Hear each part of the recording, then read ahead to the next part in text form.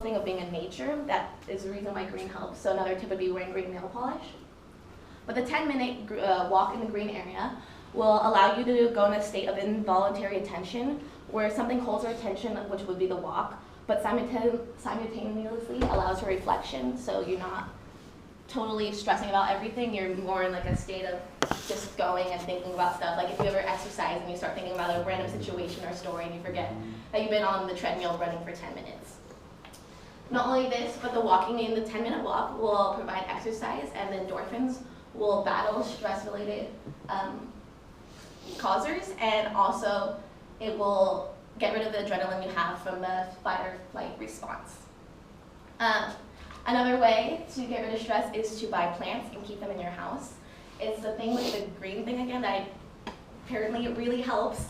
A Washington State University study provided two groups of people, both very stressed out. I wonder how they did that, but they had two stressed out groups of people, and they put one of them in a room full of plants and one with a room not full of plants.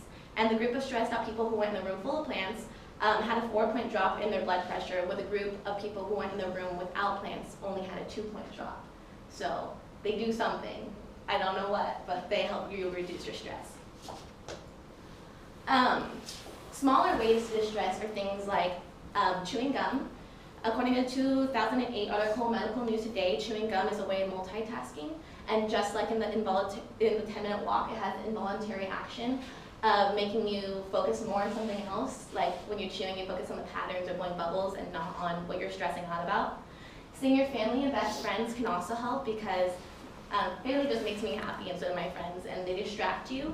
And not only this, but they said any times of laughter or expectation of having a good time can boost your endorphins 27% and your HGH levels by 87%, according to a Eureka 2008 article. Crafting can also help because you're more focused on what you're doing again, and it brings you into a more better state.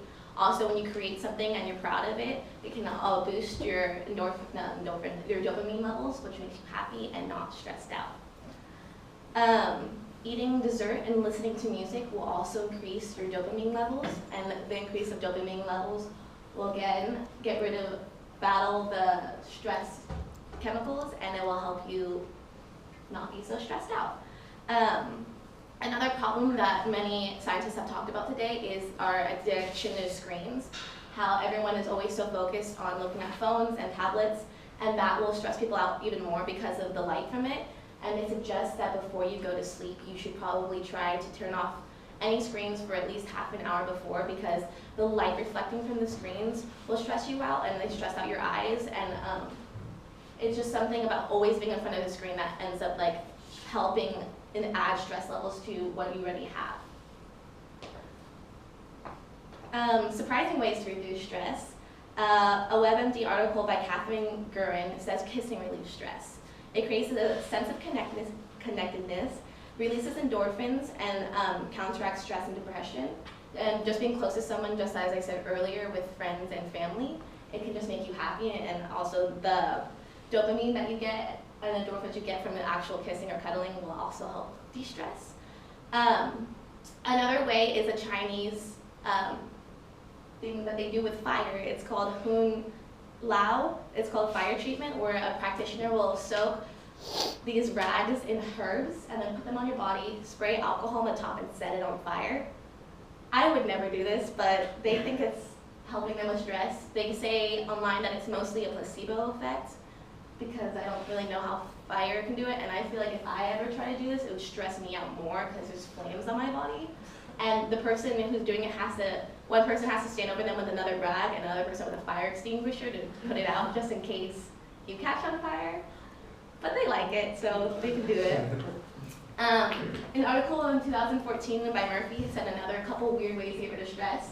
One of them is a German swearing hotline, where you're encouraged to yell at people and swear. And of course the Germans would come up with this, I don't know. But it's like a little hotline where you can call, and you have to pay per minute to yell at someone. And if you don't want to yell because you feel really awkward, the person who's listening to your call will taunt you and encourage you to yell at them. Seems interesting, I don't know. Another weird way is this Japanese doll. I forgot to put a picture of it from the front, but it's really creepy looking. And there is motion sensors in it that will vibrate like a heartbeat. So when you're holding it, it's like holding a person. And you're supposed to cuddle with it, and it makes you feel better. And if you talk with someone on the phone, you can connect the phone to it, and it'll get their speech patterns and everything. And it will do their heartbeat that they have. And then another one is laughter yoga, where you're encouraged to laugh together until the laughter becomes real.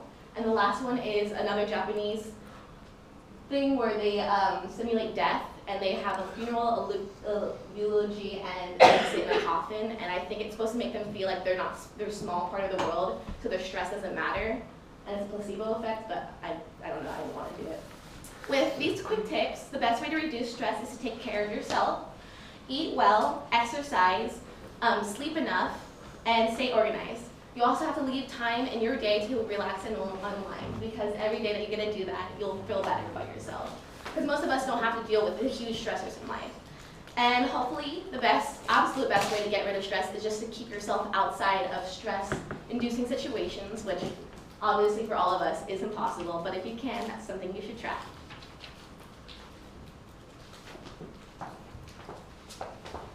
Okay, so to conclude, we have one sentence from everyone of what information you should take away. So stress can physically affect the way your body functions, from things as simple as a headache to increased risk of cardiovascular disease. Stress affects the mind in various ways and can lead to various mental illnesses like depression and anxiety. This is extremely important to us as college students because we have to deal with the transition to college as well as daily stressors. And the best ways to get rid of stress are to take care of yourself, sleep, eat right, exercise, and be organized. But I didn't want to leave you on a negative note, so I thought I would take a little twist and talk about the benefits of stress. So can stress be good for you? Dr. Daniela Kaufer, who is an associate professor at UC Berkeley, did a study on rats and put rats in various stressful situations and then saw that their production of brain chemicals called neurotrophins were actually increased in these stressful situations. A website called 5 Weird Ways Stress Can Actually Be Good For You detailed 5 main important points. So like I said, with the neurotrophins, one way that stress actually increases brain power is it produces extra interleukins, which are chemicals that regulate the immune system. So it provides a temporary defense boost, and being stressed keeps your mind a little bit more awake. The second, and that's the first and second bullet point, another way stress can be good for you is it increases resiliency. So learning to deal with stressful situations can make future ones easier. One of the Navy SEAL trainers, Dr. Shelton, says, although you can certainly benefit from less extreme experiences, he repeatedly exposes his Navy SEALs to stressful situations so that they learn how to deal with them and then know how to better improve their sense of control in later on situations. So when you're in combat, you just don't shut down. So if you're super stressed out by taking one test, when you take another test later, you'll know how to deal with it and you'll know what worked before and then what can be improved. The fourth bullet point is it motivates you to succeed. So if you think about having a deadline right in front of you and it's staring you in the face, and it's going to stimulate your behavior in a way that you're going to be productive and try to get the assignment done as fast as possible, which makes sense because we have a comp speech on Monday. You're going to start preparing earlier and be motivated to succeed on it if there's a short-term deadline. And then the last bullet point is